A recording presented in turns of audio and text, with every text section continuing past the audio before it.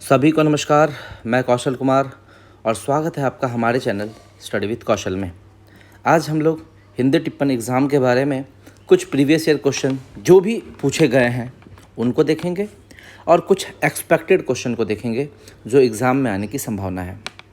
अगर किसी स्टूडेंट के पास टाइम नहीं है तो वो केवल प्रीवियस ईयर क्वेश्चन देख के चले जाएं, एग्ज़ाम में वो पास हो जाएंगे और अपनी बुद्धि का प्रयोग करें।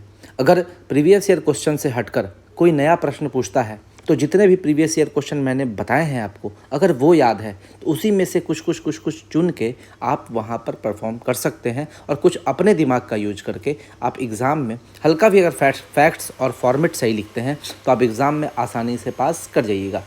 अगर आप शुद्ध वाक्य को शुद्ध करना और अनुवाद या फिर संक्षेपण सही से करते हैं तो यही दो आपको पासिंग मार्क्स के करीब ले जाता है। इसके अलावा नोटिंग और ड्राफ्टिंग यानी कि टिप्पण और प्रारूपण का अगर आपको फॉर्मेट पता है और उसके कंटेंट आपको अपने दिमाग से लिखने हैं या आपको प्रीवियस ईयर क्वेश्चन में याद है या कोई नया टॉपिक है तो वो आपको अपने दिमाग का यूज़ करना है, आपके जनरल नॉलेज का यूज़ करना है और वहाँ पर आपको पुट कर देना है और इसके बाद आपका एग्ज़ाम पास करना मतलब बहुत आसान हो जाएगा। हिंदी टिप्पण का एग्ज़ाम पास करना बहुत ही आसान है क्योंकि इसके पासिंग मार्क्स केवल 40 नंबर है। तो आज का जो टॉपिक है इसमें केवल प्रीवियस ईयर क्वेश्चन को देखेंगे कि कौन कौन सा क्वेश्चन पूछा है और आपको लास्ट समय में क्या क्या पढ़ के जाना चाहिए और एक 7 निश्चय योजना जो है 3 वो मैं आपको पढ़ाऊँगा आज, क्योंकि 7 निश्चय योजना 3 जो है हाल ही फिलहाल में निकला है मुख्यमंत्री सचिवालय विभाग से, तो मंत्रिमंडल सचिवालय विभाग से, तो वो बताना आपको बहुत ज़रूरी हो गया है। चलिए हिंदी टिप्पण एग्जाम का प्रीवियस ईयर क्वेश्चन देखते हैं। 2019 से लेकर 2025 तक जो भी पूछा गया क्वेश्चन है, जो मैंने पढ़ाया है, सबको एक जगह मैं कर दिया हूँ। तो आप लोग एक एक करके या तो आप इस चीज़ का स्क्रीनशॉट ले लीजिए और उसको प्रैक्टिस कीजिए, रिवीजन कीजिए। अब मेरे नोट्स को देखिए, ठीक है, फटाफट उसको रिवीजन कीजिए और एग्ज़ाम देने से पहले 2-3 बार रिवीजन कर लीजिए। चलिए पहला क्वेश्चन, आपदा प्रबंधन विभाग के सचिव की ओर से सभी जिला पदाधिकारियों को भेजे जाने वाले एक सरकारी पत्र का प्रारूप दें जिसमें राज्य में हुए असामान्य वर्षा के कारण बाढ़ की आशंका के मद्देनजर आवश्यक सुरक्षात्मक कार्रवाई किए जाने का उल्लेख हो। ये पहला क्वेश्चन है। दूसरा क्वेश्चन, अपने कार्यालय प्रधान को संबोधित एक आत्मभारित टिप्पणी का प्रारूप दें जिसमें सुशासन के कार्यक्रम के अंतर्गत आत्मनिर्भर बिहार के 7 निश्चय के सफल क्रियान्वयन हेतु किए जाने वाले कार्रवाई का उपयोग। देखिए 7 निश्चय जो कार्यक्रम है ये हमेशा पूछेगा एग्जाम में, याद रखिएगा। ये बिहार का फेवरेट क्वेश्चन है। बिहार का कुछ फेवरेट क्वेश्चन है जो मैं आपको बता दूं। एक तो 7 निश्चय योजना, फिर एक बाढ़ वाला, ठीक है, एक डेंगू वाला, ठीक है, कार्यालय को साफ करने वाला नहीं होता है, कार्यालय को स्वच्छ कैसे रखें, कार्यालय में डिसिप्लिन कैसे बनाए रखें, अनुशासन, उसके लिए आप टिप्पणी दीजिए। उसके बाद और इसका कुछ फेवरेट, हाँ, सूखा या बाढ़ में आप बिहार में क्या उपाय लगाइएगा, या आपदा प्रबंधन को रोकने के लिए, ठीक है, बिहार में भूकंप को रोकने के लिए, ये सब प्रश्न पूछ सकता है, ठीक है। और बिहार का, हाँ, ये होली दिवाली पर्व वाला क्वेश्चन, ये बिहार का फेवरेट क्वेश्चन है। अगर एग्जाम उसको कुछ नहीं बुझाएगा तो यही दे देगा, वो देबे करता है आपको एग्जाम में। आपको लगेगा कि हाँ ये बार बार एग्जाम में रिपीट हो रहा है, मैं आपको दिखाऊंगा कि बार बार एग्जाम में वो रिपीट करता है क्वेश्चन। फिर देखिए इसीलिए जो 7 निश्चय, एक बार 7 निश्चय पूछा, एक बार 7 निश्चय 2 पूछा और अभी मैं 7 निश्चय 3 आपके लिए लेकर आया हूँ। अगर 7 निश्चय 3 पूछेगा तो मैं आपके लिए वो बना कर लेके आया हूँ। अब अपने कार्यालय प्रधान को एक संबोधित आत्मभारित टिप्पणी का प्रारूप दें जिसमें 7 निश्चय 2, देखिए 7 निश्चय 2 के अंतर्गत निश्चय 4 जो है स्वच्छ गांव समृद्ध गांव के सफल क्रियान्वयन हेतु किए जाने वाले कार्यों एवं गांव के विकास में उनकी महत्ता का उल्लेख दें। देखिए कोई भी 7 निश्चय योजना होता है उसका बहुत 7 को निश्चय होगा, 1 2 3 4 5 6 7, आपको कोई भी निश्चय दे देगा। यहाँ पर निश्चय 4 पूछा है, स्वच्छ गांव समृद्ध गांव, इसका सफल क्रियान्वयन कैसे कीजिएगा वो पूछा है एग्जाम में, ठीक है। अब आगे आते हैं, अगला क्वेश्चन, राज्य में डेंगू से पीड़ित रोगियों की बढ़ती हुई संख्या को देखते हुए स्वास्थ्य विभाग के अपर मुख्य सचिव की ओर से सभी जिला पदाधिकारियों को भेजे जाने वाले एक सरकारी पत्र का प्रारूप दें जिसमें डेंगू पीड़ित रोगियों के इलाज एवं इसकी रोकथाम एवं सभी स्वास्थ्य केंद्रों अस्पतालों में आवश्यक व्यवस्था सुनिश्चित किए जाने का उल्लेख हो। तो ये हो गया डेंगू वाला, बताते डेंगू वाला कोई बीमारी हो गया, कार्यालय को साफ़ सुथरा रखना, ये सब बिहार का फेवरेट क्वेश्चन है। या फिर सूखा या बाढ़ वाला क्वेश्चन पूछ देगा, या तो होली दिवाली पर्व वाला पूछ देगा, वो बहुत फेवरेट क्वेश्चन है। इसके बाद मुख्य सचिव बिहार की ओर से सभी जिला पदाधिकारियों को भेजे जाने वाले एक सरकारी पत्र का प्रारूप दें जिसमें राज्य में हुए अल्प एवं अनियमित वर्षा, देखिए अल्प वर्षा पूछ दिया, सूखा हो गया ये, वर्षा ही कम हो रहा है तो वर्षा कम होगा तो फसल कम होगा, ठीक है, फसल कम होगा सूखेगा, किसान को दिक्कत होगा, किसान को ऋण ऋण देना चाहिए, किसान को प्रमोट करना चाहिए, वो सब चीज़ बता रहा है। या फिर क्या बोलते हैं हम लोग को नहर वगैरह का विकास करना चाहिए, वही सब चीज़ आपको लिखना है इसमें, ठीक है। किसानों को संबंधित फसल की क्षति, किसान को जो फसल का नुकसान होगा उसके लिए आप क्या कर सकते हैं, आशंका के मद्देनजर समुचित कार्रवाई किए जाने का उल्लेख हो। ये आपको ये क्वेश्चन मैं सबका सॉल्यूशन करवा चुका हूँ, मेरे सारे प्रीवियस ईयर क्वेश्चन को देख लीजिए। और अगर उसका नोट्स चाहिए, अगर मेरे प्रीवियस ईयर क्वेश्चन का नोट्स चाहिए तो एप्लीकेशन जाइए, प्ले स्टोर पे एप्लीकेशन है study with Kaushal, study with Kaushal जाइए, वहाँ पर पेड कोर्सेज में आपको मिल जाएगा ये आपको हिंदी टिप्पण का नोट्स मिल जाएगा, ठीक है।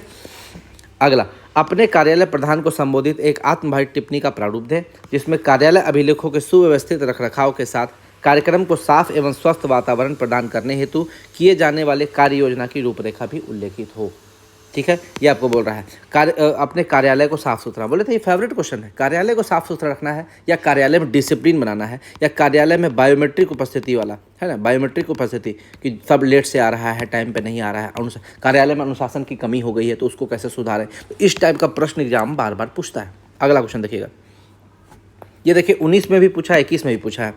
मुख्य सचिव की ओर से सभी जिला पदाधिकारियों को संबोधित एक सरकारी पत्र का प्रारूप दें जिसमें होली के अवसर पर सांप्रदायिक सौहार्द और विधि व्यवस्था बनाए रखने हेतु प्रभावी कार्रवाई का उल्लेख हो। देखिए आज यहाँ होली पूछा है, कभी दिवाली पूछ देगा, कभी छठ पूछ देगा, कभी दुर्गा पूजा पूछ देगा, कभी ईद दे देगा, कभी मुहर्रम दे देगा, कभी रामनवमी दे देगा, ठीक है। तो जो भी पर्व त्यौहार है जिसमें सांप्रदायिक दंगा हो सकता है वहाँ पर पुलिस कैसे विधि व्यवस्था कायम करे, इसके लिए मुख्य सचिव लिखेगा सभी जिला पदाधिकारी को। कभी कभी आपको दे देगा गृह विभाग का, गृह विभाग की ओर से, तो आप गृह विभाग की ओर से दे दीजिएगा। आगे आते हैं, अपने कार्यालय प्रधान को संबोधित एक आत्मभारित टिप्पणी लिखना है जिसमें बिहार मद्य निषेध एवं उत्पाद अधिनियम 2016, बिहार में देखिए शराबबंदी है तो उसको कैसे हम लोग सफल सुदृढ़ता से लागू करें, इसके लिए आपको आत्मभारित टिप्पणी लिखना है, ठीक है, किया जाए ताकि यहाँ का समाज इस अभिशाप से मुक्त हो सके, यानी कि जो शराब से का जो लत लगा हुआ या उससे होने वाला नुकसान है उससे समाज को कैसे मुक्त करा सके, उसके बारे में आपको एक आत्मभारित टिप्पणी लिखने के लिए बोला है। इसका भी मैं सोल्यूशन करवा दिया हूँ। अगला देखिए, अगला क्वेश्चन, मुख्य सचिव की ओर से सभी जिला पदाधिकारियों को संबोधित एक सरकारी पत्र प्रारूप दे जिसमें होली पर, देखिए फिर से होली पूछ दिया, होली फिर से, ये फेवरेट क्वेश्चन है, आपको लगेगा कि मतलब ये पूछ रहा है सर झूठ बोल रहे हैं, बार बार पूछता है, रिपीट करता है, होली, दिवाली, सूखा, बाढ़, डेंगू, कार्यालय में अनुशासन, कार्यालय को साफ सुथरा रखने के लिए, ये सब चीज़ जो है ये फेवरेट क्वेश्चन है। 7 निश्चय योजना, ये फेवरेट है, ठीक है, फेवरेट है। जल जीवन हरियाली, ये भी फेवरेट है, जल जीवन हरियाली भी आप लोग याद करके जाइएगा। अगला, राज्य में आसन्न बाढ़ को दृष्टिगत रखते हुए, देखिए बाढ़ पूछ दिया, वहाँ पर सूखा पूछा था अल्प वर्षा, यहाँ पर बाढ़ पूछ दिया, सूखा और बाढ़ यहाँ का फेवरेट क्वेश्चन है। बिहार में देखिए कोसी नदी बाढ़ लाती है, बिहार में बहुत सारी नदियाँ हैं जो बाढ़ लाती हैं और बाढ़ लाने से बहुत सारे ऐसे जगह हैं बिहार में जो डूब जाते हैं, वहाँ के लोग के रहने का घर नहीं रहता है, कितने सारे पशु मवेशी वगैरह भी इसमें मर जाते हैं, पीने के पानी की समस्या हो जाती है, ज़मीन से गंदी पानी निकलती है, खाने की व्यवस्था, खाने का प्रॉब्लम क्रिएट हो जाता है। तो इन सब चीज़ों को आपको लिखना है और लोग भी विस्थापित हो जाते हैं। तो यहाँ पर क्या करना है, बाढ़ निरोधक कार्रवाई करना है और बाढ़ के कारण विस्थापित होने वाले नागरिकों के भोजन, आवासन और उनकी चिकित्सा सुविधा प्रदान करने के लिए आवश्यक कार्रवाई हो, इसके लिए आपको लिखना मुख्य सचिव की ओर से सभी जिला पदाधिकारी को। इसका कुछ सॉल्यूशन भी हम करवा दिए हैं, आपको जाके देख लेना है। उसके बाद अपने कार्यालय प्रधान को संबोधित आत्मभारित टिप्पणी लिखना है जिसमें 7 निश्चय वन के तहत वर्षा जल संचयन, देखिए फिर वही है, वर्षा के पानी को बचाना, तो ये तो उसी में आ गया, सूखा बाढ़ वगैरह में। अगर सूखा है तो वर्षा का पानी हम लोग बचाएंगे, कैसे बचाएंगे, छत पे हम लोग जल संचय का ये करेंगे, पाइप दे देंगे, उसके हर घर नल जल योजना भी सरकारी लाया है, इसके लिए नल दे देंगे, है ना। वर्षा के पानी को बचाना है, बस यही है इसका ये मोटो। आगे आते हैं, अगला क्वेश्चन देखिएगा, मुख्य सचिव बिहार की ओर से सभी जिला पदाधिकारियों को भेजे जाने वाले एक सरकारी पत्र का प्रारूप दें जिसमें आसन्न लोकसभा चुनाव, देखिए एक जगह लोकसभा चुनाव पूछा है तो एक जगह विधानसभा चुनाव पूछा है, दोनों में आंसर लगभग सेम होगा, ठीक है।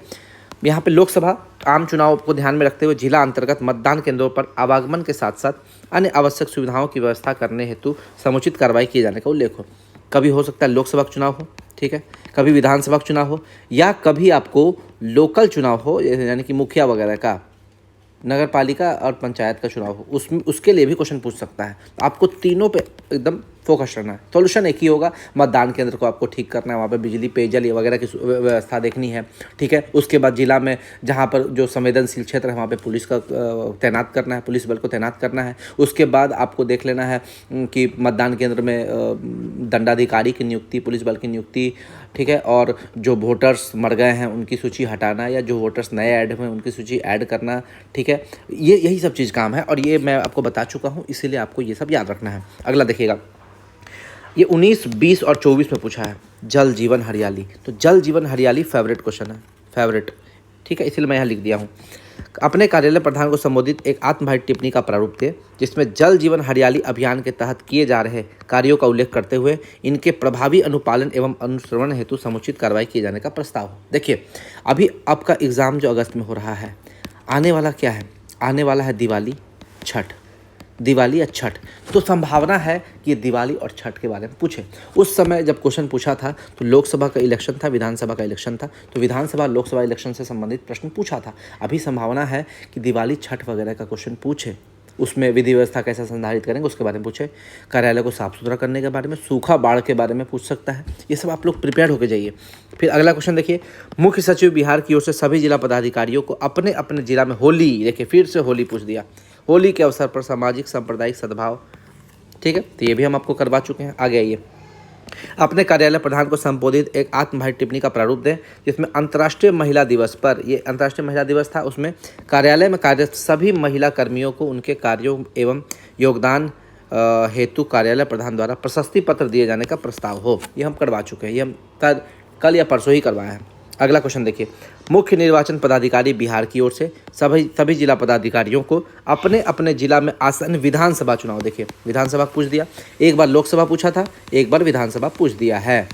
तो लोकल चुनाव का भी आप लोग एक बार देख लीजिएगा, लोकल स्तर पर जो चुनाव होने वाला है पंचायत और नगर पालिका, उसके लिए आप लोग एक बार प्रिपेयर होकर चले जाइए। कुछ नहीं, इसी में मतदान केंद्र वगैरह सब, यही सब आपको इसी का कॉपी पेस्ट वहाँ कर देना है, बस और कुछ नहीं। अपने कार्यालय प्रधान को एक संबोधित एक आत्मभाषी टिप्पणी का प्रारूप दें जिसमें कार्यालय में अनुशासन संबंधी वर्तमान स्थिति की समीक्षा के साथ साथ उसकी बेहतरी का भी सुझाव हो। देखिए, कार्यालय में अनुशासन और कार्यालय को साफ सुथरा बनाने के लिए ये प्रश्न एग्जाम में बार बार रिपीट करता है। कार्यालय को हम साफ सुथरा कैसे बनाएं है, और कार्यालय में अनुशासन कैसे क्रिएट हो, यही दो प्रश्न एग्जाम में ज़्यादातर पूछता है। अब आते हैं कुछ एक्सपेक्टेड टॉपिक, हम देख लेते हैं। ड्राफ्टिंग में कुछ एक्सपेक्टेड टॉपिक हैं और नोटिंग में भी, दोनों अलग अलग कर दिए हैं। ड्राफ्टिंग में देखिए, गृह विभाग या मुख्य सचिव की ओर से सभी जिला पदाधिकारियों को आगामी होली, ईद, दुर्गा पूजा, छठ, मुहर्रम, रामनवमी, इन सब के दौरान विधि व्यवस्था और सामाजिक सौहार्द बनाए रखने के लिए जो प्रश्न है ये पूछ सकता है। सबसे ज़्यादा पूछता है होली, आने वाला है आपका दुर्गा पूजा, दिवाली या छठ, तो उसके लिए आप लोग प्रिपेयर होकर जाइए। आगे, विभागीय कर्मचारियों के स्थानांतरण, पदस्थापन और कार्य विभाजन से संबंधित कार्यालय आदेश का प्रारूप अभी तक नहीं पूछा है, तो आप लोग नहीं भी पढ़ेंगे तो कोई दिक्कत नहीं, लेकिन ये एक प्रारूप है जो पूछ सकता है कभी। अगर मान लीजिए टफ क्वेश्चन पूछना है तो इसको पूछ सकता है, ये टफ क्वेश्चन में आता है, ठीक है। तो इसको टफ टी हम लोग दिखा देते हैं, टी, ये थोड़ा टफ है, ठीक है। आगे आते हैं हम लोग, ये टफ में आ गया। आगे देखिए अगला, किसी नियमावली में संशोधन या नए पदों के सृजन के लिए संबंधित अधिसूचना पत्र, तो ये भी टफ हो गया, ये नहीं पूछेगा, ठीक है। अगला, सभी विभागाध्यक्षों को विभागीय पदोन्नति समिति डीपीसी की बैठक आयोजित करने हेतु परिपत्र, ये भी टफ हो गया, ये भी नहीं पूछेगा। हालांकि ये है, लेकिन ये तो 1 नंबर तो मोस्ट इंपॉर्टेंट भी आई मार दीजिए। जो टफ लिख रहे हैं वो आप लोग नहीं भी पढ़ के जा सकते हैं, या अगर प्रैक्टिस करना है तो वो कर सकते हैं। अगला, ई ऑफिस प्रणाली को 100% लागू करने के लिए, ये आपका इम्पॉर्टेंट है, ये एक्सपेक्टेड है कि ये पूछ सकता है, क्योंकि ई ऑफिस पे अभी वर्क चल रहा है। अभी ई ऑफिस चल रहा है कि जितने भी चीज़ हम लोग जो फाइल बढ़ाते हैं वो फाइल अब सिस्टम के माध्यम से बनेगा, ऑनलाइन बढ़ेगा, ई ऑफिस हो जाएगा, कोई भी कागज़ का यूज नहीं होगा ऑफिस में, ठीक है। इसीलिए ई ऑफिस चल रहा है, तो ई ऑफिस वाला प्रश्न पूछ सकता है। उसका देखिए, भीषण गर्मी या लू, इसको भी मार दीजिए। गर्मी या लू को देखते हुए स्कूल के समय में परिवर्तन करने के लिए ये हो सकता है। उसके बाद एक क्वेश्चन आप लोग लिख लीजिए, सूखा बाढ़ वाला क्वेश्चन, ये एक्सपेक्टेड है। उसके बाद आप लोग ये लिख दीजिए, विधानसभा चुनाव या लोकसभा चुनाव, ये भी ज़रूरी है। उसके बाद देखिए 7 निश्चय योजना, 7 निश्चय योजना VVI, ठीक है। जल जीवन हरियाली VVI, जिसमें VVI लिखा हुआ है वो आप लोग को छोड़ना ही नहीं है। ये आपका सूखा बाढ़, ये VVI है, ये VVI है। जो VVI मैं लिख रहा हूँ समझ लीजिए कि आप ऐसा सोच के जाइए कि यही प्रश्न एग्जाम में पूछने वाला है। अब मैंने जितनी बार लोगों को बताया है एग्ज़ाम में यही प्रश्न पूछा है, यहीं से प्रश्न पूछता है, ठीक है। फिर देखो कार्यालय को साफ़ करने वाला, साफ़ सुथरा रखने के लिए, और कार्यालय में अनुशासन बायोमेट्रिक प्रणाली वाला जो है वो वाला, वो बार बार पूछता है, तो वो भी आप लोग याद रखिएगा। अगला क्वेश्चन देखिए, अगला जो नोटिंग में हम क्या क्या दिए हैं। विभाग में नए कंप्यूटर, प्रिंटर या स्टेशनरी खरीदने के लिए प्रशासनिक स्वीकृति के लिए कार्यालय प्रधान को एक आत्मभारित टिप्पणी लिखना है कि यानी कि आपके जो कार्यालय है वहाँ पर सिस्टम की कमी है, जो आपके कर्मचारी हैं उनको सिस्टम ख़राब मिला हुआ है तो वो नया सिस्टम चाहिए, उसके लिए आप कार्यालय प्रधान लिखिएगा कि सिस्टम की कमी है, इसके लिए अनुमति मांगना है, तो वो प्रशासनिक स्वीकृति के लिए एक आपको लेटर लिखना है, एक नोटिंग लिखना है। अगला, किसी सरकारी कर्मचारी के अर्जित अवकाश किसी को EL लेना है या उसको चिकित्सा प्रतिपूर्ति लेना है, मेडिकल रीइंबर्समेंट, या यात्रा भत्ता की स्वीकृति। यात्रा भत्ता यानी कि कोई अगर मान लीजिए अपने कार्यालय से 8 किलोमीटर से ज़्यादा दूर गया है किसी का सरकारी कार्य से, तो उसको यात्रा भत्ता मिलता है। और यात्रा भत्ता की कुछ शर्तें हैं, अगर उन शर्तों को पालन करता है तो यात्रा भत्ता की स्वीकृति के लिए आप अपने सीनियर को बढ़ाइएगा कि फलना फलना आदमी का 2000 रुपये यात्रा भत्ता होता है जो इन्हें स्वीकृत किया जा सकता है। या किसी का कोई अपने पिताजी का इलाज करवाया, उसमें 10 लाख रुपया खर्च हुआ, तो आप लिखिएगा कि सरकारी ये जो 10 लाख रुपया वो बाहर से खर्च करवाया, अगर वो सरकारी अस्पताल में खर्च करवाता या जो भी उसका लिस्ट है हॉस्पिटल्स का, उन हॉस्पिटल में खर्च करवाता, तो अगर 5 लाख रुपया खर्च होता तो सरकार उसको सरकारी रेट से 5 लाख रुपये उसको देगी। इसी को बोलते हैं चिकित्सा प्रतिपूर्ति, ठीक है। और ये अगर किसी को चिकित्सा प्रतिपूर्ति दिलवाना है उसके लिए आपको लेटर, तो ये थोड़ा सा कभी एग्जाम में पूछा नहीं है, ये दोनों पहला और दूसरा पूछा नहीं है, लेकिन ये इस टाइप का प्रश्न बनता है, हम लोग इस टाइप का नोटिंग करते हैं सचिवालय में, इसीलिए ये प्रश्न एग्जाम में संभावित हो सकता है। थोड़ा सा प्रिपेयर होकर जाना है, बस एक फॉर्मेट देख लेना है। कर्मचारी के अनाधिकृत अनुपस्थिति रहने पर, यानी कि ना किसी से छुट्टी लिया है, बिना किसी को बताए अपने कार्यालय से अनुपस्थित रहता है, इसी को बोलते हैं अनाधिकृत अनुपस्थित रहने पर विभागीय जांच विभाग उसका जांच करवाएगा या उससे कारण परीक्षा करेगा, यानी कि स्पष्टीकरण करेगा, शो कॉज करेगा। उसके लिए आपको एक आत्मभारित टिप्पणी लिखना है, तो ये भी आप कर सकते हैं, कोई ज़रूरी नहीं। हम VVI नहीं लिख रहे हैं, VVI नहीं लिख रहे हैं यानी कि इसको छोड़ सकते हैं, आप नहीं भी तैयारी करके जा सकते हैं। जेम पोर्टल, देखिए सरकारी कोई भी चीज़ खरीदा जाता है तो जेम पोर्टल पर खरीद होता है, इसको GEM पोर्टल बोलते हैं, इंग्लिश में जेम पोर्टल, ठीक है। जेम पोर्टल के माध्यम से कार्यालय सामग्री की खरीदारी हेतु बजट का आवंटन के लिए कार्यालय प्रधान को आत्मभारित टिप्पणी लिखना है। जेम पोर्टल से कुछ भी खरीदना है तो सरकार से आप परमिशन लीजिएगा, अपने कार्यालय प्रधान से परमिशन लीजिएगा, उसी के लिए आपको एक आत्मभारित टिप्पणी लिखना है। कार्यालय में बायोमेट्रिक उपस्थिति प्रणाली, ठीक है, बायोमेट्रिक उपस्थिति तो हो ही गया, और एक चीज़ और इसमें ये लिख दीजिएगा, अनुशासन वाला, कार्यालय में अनुशासन स्थापित करने के लिए या कार्यालय की साफ सफाई, कार्यालय की साफ सफाई व्यवस्था को, तो ये 3 क्वेश्चन जो है आपका VVI हो जाएगा।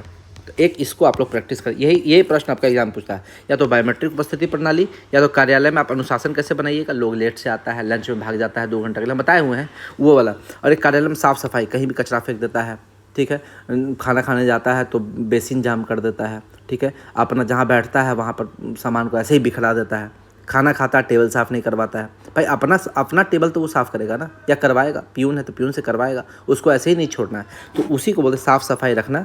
कहीं भी पान खा के सीढ़ी पर थूक देगा तो वो साफ़ सफाई को देखना है, ठीक है, वो एक प्रश्न एग्जाम में पूछता है। आगे देखिए, कार्यालय में 2 नियमों पे बहुत ज़्यादा ध्यान दिया जाता है। एक तो है लोक शिकायत निवारण अधिनियम। ये लोक शिकायत निवारण अधिनियम जो है वो टाइम बाउंड है, इसका निष्पादन एक निश्चित समय में कर देना है। तो जो भी टाइम बाउंड मामले हैं उनको लंबित, जो भी लंबित मामला है उसका त्वरित निष्पादन के लिए आपको टिप्पणी लिखना है। या एक होता है सूचना का अधिकार अधिनियम, मान लीजिए कोई चीज़ आप RTI एक्ट के तहत आप कोई सूचना मांगते हैं, और सूचना मांगे आपको, उसके लिए टाइम है कि 30 दिन के अंदर आपको सूचना दे देना है, ठीक है। तो बहुत लोग उसको लंबा रख देते हैं, 30 दिन से ज़्यादा हो गया तो उसको जुर्माना लगेगा, 1 दिन का 500 रुपये ऐसे करके कुछ है, ठीक है, तो जुर्माना लगता है। तो इसीलिए लोग जुर्माना से बचने के लिए ये बोलते हैं कि लंबित मामलों के त्वरित निष्पादन हेतु आपको सूचना देना है, RTI एक्ट। तो लोक सूचना अधिनियम के तहत आपको अपने जो कार्यालय कर्मी उनको बोलना है जल्दी से निष्पादन कीजिए। और सूचना अधिकार ये भी, तो ये भी कोई बहुत इंपॉर्टेंट नहीं है, आपको एग्जाम में पूछ भी सकता है, नहीं भी पूछ सकता है, मैंने बस डाल दिया। महिला कर्मचारी 2 छुट्टी लेती है, एक तो मातृत्व अवकाश और दूसरा बाल देखभाल अवकाश। जब कोई महिला का बच्चे को जन्म देती है तो उसे 6 महीने की छुट्टी दी जाती है, 6 महीने की छुट्टी दी जाती है और इसी को बोलते हैं मातृत्व अवकाश। ठीक है, वो छुट्टी वो बच्चे के जन्म से पहले भी ले सकती है, बाद में ले सकती है, या दोनों के बीच में भी ले सकती है। ठीक है, मातृत्व अवकाश होता है और इस छुट्टी के लिए जो हम लोग अपने सीनियर पदाधिकारी को बढ़ाते हैं कि फलना महिला को इस छुट्टी की आवश्यकता है, इन्हें ये छुट्टी स्वीकृत की जा सकती है, तो वही आपको टिप्पणी देना है। और अगर कोई महिला बाल देखभाल अवकाश, जो कि इसको लगभग 740 कुछ डेज की मिलती है, ठीक है, 740 कुछ डेज की मिलती है, 740 प्लस डेज, 740 से ज़्यादा दिन की छुट्टी मिलती है, तो उसके लिए भी स्वीकृति जो है वो आपके अनुशासनिक प्राधिकार देंगे। तो इसके लिए भी आपको एक बनाना है ड्राफ्ट, ये भी कोई ज़रूरी नहीं है, तो आप एक इसको देख लीजिएगा 5 नंबर पर जो है ये बहुत ज़रूरी है। और इसमें आपको 5, 6, 7, 8 और ये दोनों ज़रूर देख लीजिएगा, और आपका 1 नंबर ये देख लीजिएगा, ये आपका एक्सपेक्टेड टॉपिक है। अब हम लोग देखते हैं 7 निश्चय योजना 3, 7 निश्चय 3। अब देखिए यहाँ पर हम हमेशा विभाग लिखते थे, बिहार सरकार मंत्रिमंडल सचिवालय विभाग।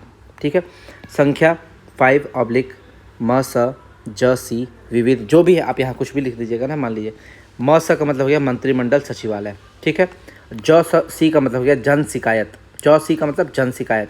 यहाँ पर हो गया विविध की संचिका है, और सुसा मतलब कि सुशासन, और यहाँ पर 11 संचिका, कुछ भी नंबर आप 11 की जगह 1 दे दीजिए, 2 दे दीजिए, कुछ भी दे दीजिए, ऑब्लिक 2015 की जगह आप दे दीजिए 2026, ठीक है, 2026 दे दीजिए, और दिनांक फिर डेट, या फिर इसको ऐसे लिख सकते हैं पटना कॉमा दिनांक, जो मैं आपको फॉर्मेट बताया वही फॉर्मेट, कोई जरूरी नहीं ये फॉर्मेट रहे। अब ये संकल्प 7 निश्चय योजना जो भी निकलेगा वो संकल्प में निकलेगा। संकल्प से हम लोग क्या क्या चीज़ निकालते हैं, देखिए ऑफिस में अगर कोई चीज़ आपको निकालना है तो कार्यालय आदेश निकलेगा। जैसे किसी का आप ट्रांसफ़र करवाएं, किसी को नया जगह पर पदस्थापित किए, या अपने ही क्षेत्र में किसी को सेक्शन 1 मिला हुआ तो 2 में कर दिए, यानी कि उसका कार्य आवंटन किए, वो सारा कार्यालय आदेश से होता है। ठीक है, किसी को कोई चीज़ नियुक्त करवाएं, यानी कि किसी को बोल दिए कि हम किसी चीज़ का नोडल पदाधिकारी बना दिए, ठीक है, तो वो सारा कार्यालय आदेश से निकलेगा। ठीक है, अब मान लीजिए अधिसूचना, एक है अधिसूचना, एक है संकल्प। ठीक है, अधिसूचना और संकल्प ये जनरली आपका राजपत्रित लोगों के लिए निकलता है। ठीक है, राजपत्रित करने, लेकिन संकल्प किस में निकलेगा, जैसे किसी भी इंसान के ऊपर विभागीय कार्रवाई चलाना है या अनुशासनिक कार्रवाई चलाना है, तो उसके लिए संकल्प निकलेगा कि हम संकल्प लेते हैं कि फलना आदमी को विभागीय कार्रवाई के तहत ये दिया जाए, या किसी को सजा दे दिए, सजा, दंड, लेकिन सजा किसको देंगे, राजपत्रित को सजा देंगे तो आपको संकल्प निकलेगा। अगर किसी अराजपत्रित कर्मचारी को सजा देंगे तो वहाँ पर कार्यालय आदेश निकलेगा, ये आपको याद रखना है। ठीक है,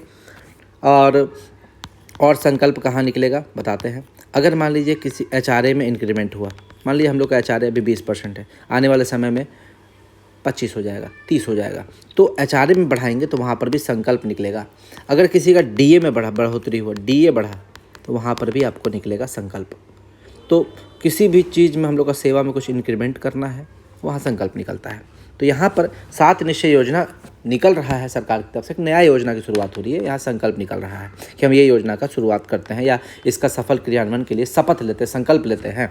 तो इसका विषय क्या है, 7 निश्चय 3 2025 से 30, इसका समय है 2025 से 30। 7 निश्चय योजना का सबका समय है, जैसे 7 निश्चय योजना 1 इसका समय था 2015 से 20, 7 निश्चय योजना 2 इसका समय है 20 से 25, और 7 निश्चय योजना 3 उसका समय 25 से 30। तो तीनों 7 निश्चय योजना का समय है, और तीनों 7 निश्चय योजना आपको याद करके जाना है। ठीक है, इसके अंतर्गत विकासात्मक एवं लोक कल्याणकारी कार्यक्रम नीति को लागू करने एवं इसका क्रियान्वयन तथा अनुसरण सुनिश्चित कराने के संबंध में, याद रखिएगा ये सिर्फ एक 7 निश्चय योजना जो है आपको कई सारे क्वेश्चन को सॉल्व कराने में मदद करेगा, क्योंकि इसमें बहुत सारा फैक्ट लिखा हुआ है, इसमें पानी का भी दिया हुआ है, सब चीज़ का। देखिए यहाँ पर दुगुना रोजगार दुगुनी आय, आपसे पूछेगा क्वेश्चन, कैसे पूछेगा, आपको पूरा 7 निश्चय योजना 3 नहीं पूछेगा, आपको बोलेगा 7 निश्चय योजना 3 का जो निश्चय 2 है, ये निश्चय 2 है, इसका सफल क्रियान्वयन कैसे करेंगे। तो देखिए सात निश्चय योजना का ये निश्चय 1 है, ये निश्चय 2 है, नीचे कहा गया निश्चय 2। बस यही चीज़ आपको छाप देना है। अगर आपसे सात निश्चय योजना का निश्चय 3 का सफल क्रियान्वयन कैसे करेंगे, तो ये आपको यहाँ से बस 3 में क्या है, कृषि में प्रगति, प्रदेश की समृद्धि, बस इसको यहाँ से यहाँ तक छाप देना है। निश्चय सात निश्चय योजना का निश्चय 4, सात निश्चय योजना का निश्चय 5, सात निश्चय योजना का निश्चय 6 और सात निश्चय योजना का निश्चय 7। देखिए कहाँ गया, यहाँ 7। बस यही है। अब देखिए जैसे हम आपको प्रीवियस ईयर क्वेश्चन दिखाते हैं, आपको एक ही निश्चय पूछेगा एग्जाम में। अब देखिए जैसे हमको आपको सात निश्चय योजना का में ले जाते हैं, कहाँ है भाई, पूछा हुआ दिखा दो, मैं आपको दिखा रहा हूँ, बस ध्यान दीजिएगा। सात निश्चय योजना का निश्चय 4 पूछे। देखिए यहाँ ये क्वेश्चन देखिए, अपने कार्यालय प्रधान को एक आत्महत्या टिप्पणी लिखना है जिसमें सात निश्चय योजना 2 का निश्चय 4 जो कि है स्वच्छ गांव समृद्ध गांव, इसका क्रियान्वयन कैसे करेंगे उसके बारे में पूछा है। तो जब आपको सात निश्चय योजना 2 याद था, इसका सातों निश्चय, तो आपको निश्चय 4 ऐसे ही याद हो जाएगा। कुछ नहीं, उसको एक बार पढ़ लीजिएगा कि क्या बोला है। उसी तरह सात निश्चय योजना 3 को क्या बोला है बस एक बार पढ़ लीजिए। जैसे देखिए सबका हम निश्चय एक देख रहे हैं, निश्चय 1 सबसे पहले देख रहे हैं, कहाँ गया, हाँ निश्चय 1, दुगुना रोजगार दुगुनी आय, दुगुना रोजगार दुगुनी आय। इसमें क्या क्या है, पहला नंबर क में राज्य की प्रति व्यक्ति औसत आय को दुगुना करना, हर इंसान की औसत आय को दुगुना करना। मुख्यमंत्री महिला रोजगार योजना के अंतर्गत शेष सभी परिवार की महिलाओं को 10,000 रुपये देना, ठीक है। और ये जो योजना है इसमें इस योजना के लाभुकों को अपना रोजगार आगे बढ़ाने के लिए 2 लाख रुपए तक की सहायता देना। कोई रोजगार कर रही है तो 2 लाख की सहायता देना। रोजगारोन्मुख प्रशिक्षण देकर लाभुकों को कार्य दक्षता बढ़ाना। थर्ड नंबर पर है जाति आधारित गणना में चिन्हित 94 लाख गरीब परिवारों को प्राथमिकता के आधार पर रोजगार योजनाओं से आच्छादित करना। आवश्यकता अनुसार अतिरिक्त राशि की व्यवस्था अन्य उद्यमी योजना से कराई जाएगी। चौथा नंबर है बिहार के उत्पादकों की बिक्री के लिए हाट बाजार को विकसित करना। हाट बाजार की कमी है, लोग अभी अपने सामान को बेच नहीं पाते। जैसे मिथिला पेंटिंग है, मिथिला पेंटिंग इतनी अच्छी होती है, अगर उसको बेचे तो अच्छा पैसा मिल सकता है। सिलाई, ये जो आपका सिलाई कढ़ाई वाला जो ये है सुजनी कला है, इसको अगर मिल जाए कोई अपना प्लेटफॉर्म तो ये भी फेमस हो सकता है ना। तो बिहार में ऐसा बहुत कला है जिसको प्लेटफॉर्म नहीं, उसके लिए हाट बाजार नहीं है, तो उसको विकसित करना। आगे आते हैं अंगा में, वर्ष 2020 से 25 तक युवाओं को 50 लाख से ज़्यादा नौकरी एवं रोजगार दिया जा चुका है। अगले 5 सालों में इसे दुगुना करते हुए 1 करोड़ नौकरी एवं रोजगार का अवसर पैदा करना। नए युवा रोजगार एवं कौशल विकास विभाग का गठन करना, ठीक है, ये इसका लक्ष्य था। आगे, और ये क्या बोलते हैं, ये बन चुका है, ये विभाग जो है ये बन चुका है, ठीक है, ये भी आपको याद रखना है। आगे सेकंड, सात निश्चय योजना 3 का दूसरा निश्चय क्या है, समृद्ध उद्योग सशक्त बिहार। मैं बस पढ़ देता हूँ, इसको ज़्यादा बढ़ाऊंगा तो वीडियो लंबा हो जाएगा। राज्य में उद्योगों के तेज़ी से विकास के लिए मुख्य सचिव की अध्यक्षता में निम्नलिखित उद्देश्यों के लिए 3 उच्च स्तरीय समितियों का गठन किया गया है। पहला, बिहार को पूर्वी भारत का नया प्रौद्योगिकी केंद्र बनाना। बिहार को विश्व स्तरीय कार्यस्थल के रूप में विकसित करना। बिहार के प्रतिष्ठित उद्यमियों तथा प्रतिभाशाली युवाओं को राज्य के अंदर उद्योग लाने के लिए प्रोत्साहित करना। सेकंड नंबर में क्या है, सभी जिलों में उद्योग लगाने के लिए औद्योगिक क्षेत्र की स्थापना करना। नए उद्योगों को लगाने के लिए मुफ्त जमीन एवं आकर्षक अनुदान देने की व्यवस्था करना। देखिए उद्योग वाला प्रश्न बिहार में पूछ सकता है, एकदम मोस्ट चांसेस है, किसी भी रूप में पूछ सकता है आपको। तो ये अगर पॉइंट आपको याद है ना, तो या तो आपसे नोटिंग पूछे या ड्राफ्टिंग पूछे, ये सारा पॉइंट आपको याद है तो आप घुसा सकते हैं वहाँ पे। याद रखिए ये पॉइंट ऐसा नहीं है कि सिर्फ सात निश्चय में ही पूछेगा, ये कोई दूसरा क्वेश्चन नहीं पूछा कि बिहार में उद्योग को कैसे बढ़ाएं, इसके लिए कार्यालय टिप्पणी लिखे, वहाँ पर भी इस चीज़ को आप डाल सकते हैं। इसलिए ये पॉइंट आपको याद रखना जरूरी है, ठीक है। राज्य में कम से कम 50 लाख करोड़ रुपए का निजी निवेश सुनिश्चित करना। राज्य में उद्योग लगाने की प्रक्रिया को और आसान बनाना, ठीक है। उद्योग विभाग के अंतर्गत छोटे उद्योगों को बढ़ावा देने के लिए एक नए सूक्ष्म लघु एवं मध्यम उद्योग निदेशालय का गठन करना। स्थानीय उत्पादों के निर्यात एवं बाजार विकास के लिए एक नए बिहार विपणन प्रोत्साहन प्राधिकार की स्थापना करना। पुरानी बंद पड़ी चीनी मिलों को चरणबद्ध रूप से चालू करना और नई चीनी मिलों की स्थापना करना। ये चीनी मिल वाला भी बहुत ज़्यादा हाईलाइटेड है, याद रखिएगा। बिहार में चीनी मिल पहले बहुत हुआ करता था, जिसको ख़त्म कर दिया गया। अब चीनी मिल की संख्या बहुत कम है, तो नया चीनी मिल जो बन रहा है इसके लिए ये बहुत आपको याद रखना है। चीनी मिल बढ़ाने का जो ये है बहुत ज़्यादा चल रहा है। MSME वाला भी याद रखिएगा, MSME वाला, ये सूक्ष्म लघु और मध्यम उद्योग निदेशालय बनाने का एक नया विभाग जो है कौशल वाला है ना, कौशल और नया विभाग जो है युवा और रोजगार और कौशल विकास विभाग, ये भी आपको याद रखना है। आगे बात करें, थर्ड जो निश्चय है 7 निश्चय योजना 3 का थर्ड निश्चय ये है कृषि में प्रगति प्रदेश की समृद्धि। कृषि वाला क्वेश्चन है तो आपको ये एकदम याद रखना है, क्या पता किसी भी रूप में पूछे तो यहाँ से हम लोग एक पॉइंट हम लोग को मिल जाएगा। वर्ष 2008 से कृषि रोड मैप बनाकर कृषि का विकास किया जा रहा है। अब तक 3 कृषि रोड मैप आ चुका है। पहला 2008 से 12 पहला कृषि मैप, फिर 12 से 17 दूसरा कृषि मैप और फिर 17 से 23 तीसरा कृषि मैप। अब किसानों को आय बढ़ाने के लिए चौथा कृषि रोड मैप बनाया जा रहा है जो कि 24 से 29 है, 24 से 29 याद रखिएगा, ठीक है। तीसरा कृषि रोड मैप 24 से 29 है के काम में और तेजी लाना। आगे देखिए, मखाना रोड मैप बनाकर मखाना के उत्पादन एवं प्रसंस्करण को बढ़ावा देना। मखाना जो है मिथिला क्षेत्र में, दरभंगा मधुबनी वाले क्षेत्र में मिलता है और इसमें किसान को बहुत कम पैसा मिलता है, जितनी मेहनत है उसके हिसाब से पैसा आपको बहुत कम मिलता है। इसीलिए मखाना रोड मैप बनाकर मखाना के उत्पादन को और प्रसंस्करण यानी कि प्रोसेसिंग, फूड प्रोसेसिंग, उसको बढ़ावा देना। डेयरी और मत्स्य पालन पर विशेष रूप से ध्यान देना। उसके बाद प्रत्येक गांव में दुग्ध उत्पादन समिति का गठन एवं प्रत्येक पंचायत में सुधा बिक्री केंद्र की स्थापना। उसके बाद हर खेत तक सिंचाई का पानी पहुंचाने का काम आगे बढ़ाना। तो ये पॉइंट भी याद हो गया। अब आगे है 7 निश्चय योजना 4 उन्नत शिक्षा उज्ज्वल भविष्य। शिक्षा के बारे में ये बात कर रहा है, कृषि हो गया, उद्योग हो गया, अब शिक्षा का बात कर रहा है। प्रत्येक प्रखंड में आदर्श विद्यालय की स्थापना करना। उसके बाद प्रत्येक प्रखंड में डिग्री कॉलेज की स्थापना करना। नए उच्च शिक्षा विभाग का गठन करना। देखिए, एक उच्च शिक्षा विभाग का गठन हो चुका है, ठीक है, आप लोग याद रखिएगा। पुराने प्रतिष्ठित शिक्षण संस्थानों को सेंटर ऑफ एक्सीलेंस के रूप में विकसित करना। जितना भी पुराना प्रतिष्ठित शिक्षण संस्थान है उसको सेंटर ऑफ एक्सीलेंस के रूप में घोषित करना। आगे, एक नए एजुकेटेड सिटी का निर्माण करना। अब देखिए, 7 निश्चय योजना का निश्चय 5 क्या बोलता है? सुलभ स्वास्थ्य सुरक्षित जीवन। अब स्वास्थ्य से संबंधित कोई क्वेश्चन पूछेगा तो यहाँ से भी हम लोग को एक पॉइंट मिल जाएगा, जैसे कि प्रखंड सामुदायिक स्वास्थ्य केंद्रों को विशिष्ट चिकित्सा केंद्र के रूप में विकसित करना। जिला अस्पतालों को अति विशिष्ट चिकित्सा केंद्र के रूप में विकसित करना। नए मेडिकल कॉलेज एवं अस्पतालों में बेहतर पढ़ाई एवं इलाज के लिए लोक निजी भागीदारी को प्रोत्साहित करना। प्रतिष्ठित निजी क्षेत्र के अस्पतालों को राज्य में अस्पतालों की स्थापना के लिए प्रोत्साहित करना। दूरस्थ ग्रामीण क्षेत्रों में बेहतर चिकित्सा सुविधा सुनिश्चित करने के लिए चिकित्सकों को अलग से प्रोत्साहन की व्यवस्था करना। सरकारी चिकित्सकों की निजी प्रैक्टिस पर रोक लगाने की नीति, ठीक है। बहुत सारे सरकारी चिकित्सक होते हैं जो जहाँ पर उनका पोस्टिंग है वहाँ पर काम नहीं करते बल्कि अलग क्लिनिक खोल के काम करते हैं, तो सरकारी में जो हॉस्पिटल में लोगों को सुविधा नहीं मिल पाता है। उसके बाद छठा निश्चय क्या है? मजबूत आधार आधुनिक विस्तार। ये क्या बोलता है? शहरी क्षेत्रों का विस्तार एवं नागरिक सुविधाओं का सुदृढ़ीकरण इनका पहला चीज़ है। इसमें 3 पॉइंट है। शहरी क्षेत्रों में आधुनिक नागरिक सुविधाओं को बढ़ाना, नए नियोजित शहरों का विकास करना और शहरी गरीबों के लिए सस्ते आवास की व्यवस्था करना। उसके बाद सुलभ संपर्कता का विस्तार।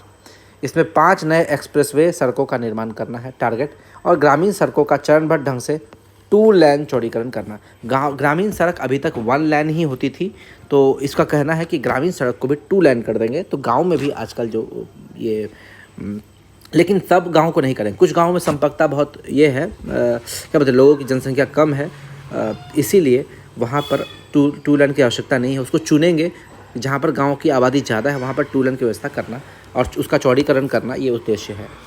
सुनिश्चित बिजली और सौर ऊर्जा। विद्युत से जुड़ी आधारभूत संरचनाओं का सुदृढ़ीकरण करना। सभी इच्छुक लोगों के घर की छतों पर सोलर पैनल लगाना। अगला, पर्यटन विकास समृद्ध बिहार। अब पर्यटन के बारे में बात कर रहा है। बिहार को राष्ट्रीय एवं अंतर्राष्ट्रीय पर्यटन स्थल के रूप में स्थापित करना। इको टूरिज्म एवं ऐतिहासिक धार्मिक सांस्कृतिक पर्यटन को बढ़ावा देना। पर्यटन स्थलों को जोड़ने वाले सर्किट में सभी प्रकार की पर्यटकीय सुविधाओं का विकास करना। राज्य के अंदर महत्वपूर्ण स्थलों पर हिंदी एवं क्षेत्रीय भाषाओं की फिल्मों की शूटिंग एवं निर्माण के लिए व्यवसाय के लिए प्रोत्साहित करना। फिर अगला है युवा शक्ति खेल में प्रगति। युवा शक्ति खेल में प्रगति ये क्या है? पटना में विश्व स्तरीय स्पोर्ट्स सिटी का निर्माण करना। सभी जिलों में खेलों के लिए सेंटर ऑफ एक्सीलेंस की स्थापना करना। सभी पंचायतों में खेल सुविधाओं का विकास एवं पंचायत स्पोर्ट्स क्लब को बेहतर बनाना। राज्य के प्रतिभावान खिलाड़ियों को सरकारी नौकरी देना। राज्य में राष्ट्रीय और अंतर्राष्ट्रीय खेल प्रतियोगिताओं का आयोजन करना। चौ में क्या? अनुरक्षण एवं रखरखाव। पूर्व से निर्मित सड़क, भवन, बिजली, शहरी एवं ग्रामीण क्षेत्र की आधारभूत संरचनाओं के दीर्घकालिक प्रभावी अनुरक्षण एवं रखरखाव की व्यवस्था को लागू करना। फिर प्रगति यात्रा, प्रगति यात्रा से संबंधित 430 स्वीकृत योजनाओं को तेजी से पूरा करना। अब 7 जौ में है 7 निश्चय 2 के अवशेष कार्यों को तेजी से पूरा करना, यानी कि 7 निश्चय 2 में कुछ काम जो बच गए हैं उसको जल्दी जल्दी ख़त्म करना। अब 7 निश्चय योजना का 7वां लक्ष्य ये क्या है? सबका सम्मान, जीवन आसान, ईज ऑफ लिविंग के बारे में बोलता है। ये क्या है? आधुनिक तकनीक, नवाचार एवं संवेदनशील प्रशासन के माध्यम से राज्य के सभी नागरिकों के जीवन को आसान बनाना। और बाकी यही सब चीज़ दिया हुआ है कि इसको कैसे कैसे कैसे हम लोग अनुसरण करेंगे। उसके बाद आदेश दिया जाता है कि इस संकल्प को बिहार राजपत्र के असाधारण अंक में प्रकाशित किया जाए। जब भी संकल्प निकलता है तो ऐसा ही आदेश निकलता है, और संकल्प हमेशा बिहार राज्यपाल के आदेश से निकलेगा। ठीक है, और जो भी राज्यपाल होंगे वहाँ लिख देना है कि बिहार राज्यपाल के आदेश से हमारे सचिव, सरकार के अपर मुख्य सचिव के साइन से ये लेटर निकला है। अब देखिए ये ज्ञापांक दे दिए कि किसको किसको प्रतिलिपि देना है। जैसे राज्यपाल के प्रधान सचिव को प्रतिलिपि देना है, मुख्यमंत्री के प्रधान सचिव को देना है, सभी मंत्रीगण बिहार को देना है, लोकायुक्त बिहार को देना है, मुख्य सचिव के प्रधान आप सचिव को देना है। जो भी जिसको भी आप प्रतिलिपि देना चाहे दे सकते हैं, लेकिन एग्ज़ाम में आपको जो भी याद है वो दे दीजिए, या याद नहीं है तो नहीं दीजिए। ठीक है, लेकिन आपको एग्ज़ाम में कैसे पूछेगा? 7 निश्चय योजना का निश्चय 6, उसके तहत शहरी क्षेत्रों का विस्तार एवं नागरिक सुविधाओं का सुदृढ़ीकरण, इसके बारे में आप लोग पॉइंट लिखिए इसके सफल क्रियान्वयन के लिए। तो आपको ये थोड़ा सा ये 2-3 पॉइंट याद होना चाहिए। नहीं भी याद करेंगे तो अपने मन से लिख दीजिए, कोई दिक्कत नहीं, वहाँ पास कर जाइएगा। सबको पता है कि किसी को पूरा 100% याद नहीं होता है। ठीक है, और जो भी मैंने सबसे पहले अगर 7 निश्चय 3 नहीं पढ़ के जाते हैं तो भी जो मैंने यहाँ पर VVI लिखा है, जिस चीज़ को मैंने वेरी वेरी इंपॉर्टेंट लिखा है, इसको अगर आप छोड़ के जाते हैं तो भाई माफ़ कीजिएगा, हम आपको पास नहीं करवा पाएंगे। जिसमें मैंने VVI लिखा है और ये जो प्रीवियस ईयर क्वेश्चन है, उन सब चीज़ को अगर आप पढ़ के नहीं गए, मेरे प्रीवियस ईयर क्वेश्चन को नहीं देख गए, तो मैं माफ़ करता हूँ, मैं आपको पास नहीं करवा सकता हूँ। और अगर आपने मेरे प्रीवियस ईयर क्वेश्चन सभी जितने भी मैंने 11 वीडियो बनाए हैं उसको देख के जाते हैं, आपको पास करने से दुनिया का कोई भी इंसान नहीं रोक सकता है। याद रखिएगा, कोई भी इंसान रोक नहीं सकता है। बस यही था मेरा अंतिम वीडियो। और आप लोग जो एग्ज़ाम देने जा रहे हैं, जिनका कल एग्ज़ाम है, उनको all the best. Thank you.